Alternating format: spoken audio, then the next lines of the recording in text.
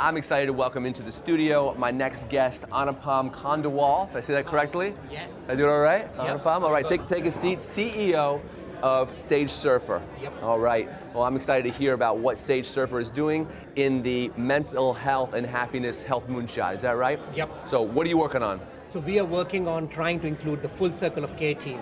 So the idea primarily is, can we collaborate not only just between a provider and a client, but bring everybody ecosystem together, give all the personalization and context to the communication, and provide the right productivity tools to create sustained engagement and proactive interventions. Why, I've heard a number of people talk about care coordination. Why did you feel like that was a problem worth tackling? Wonderful question. The biggest problem you have when you are between outside the clinical hours, 4 boundary walls, you are with your customer support, your support system at that particular time.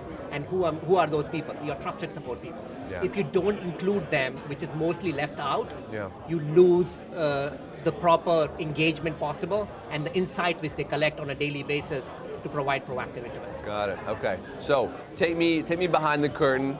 Tell me what the Sage Surfer platform really is. One way of doing that might be to walk me through, if I was a user, a customer, what would that look like? Yeah, so we look at the whole angle, 3 important stakeholders. One, the provider, or the client who is receiving the services, and the people, the trusted support, non-clinical staff, non-clinical people. So from the client perspective, it's like a support system in their pocket. They can trigger it anytime when they want. It's triggering it out their feelings, the mood, the journaling, and everything else, and trying to get a self-care management, empower them, connect them with the right resources.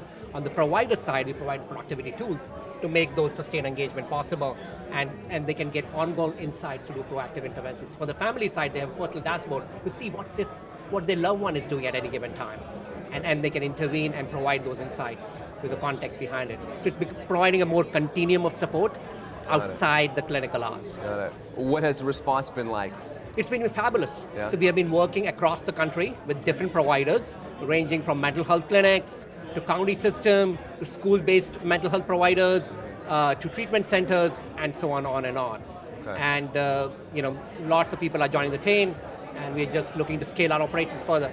Why is this something that you're personally passionate about? Yes, so I lost my loved one 3.5 years back, primarily because of mental illness. And my co-founder has lost her son because of suicide. So it's very personal for us because because the care is very fragmented. Unless you don't include everything inclusive, you lost.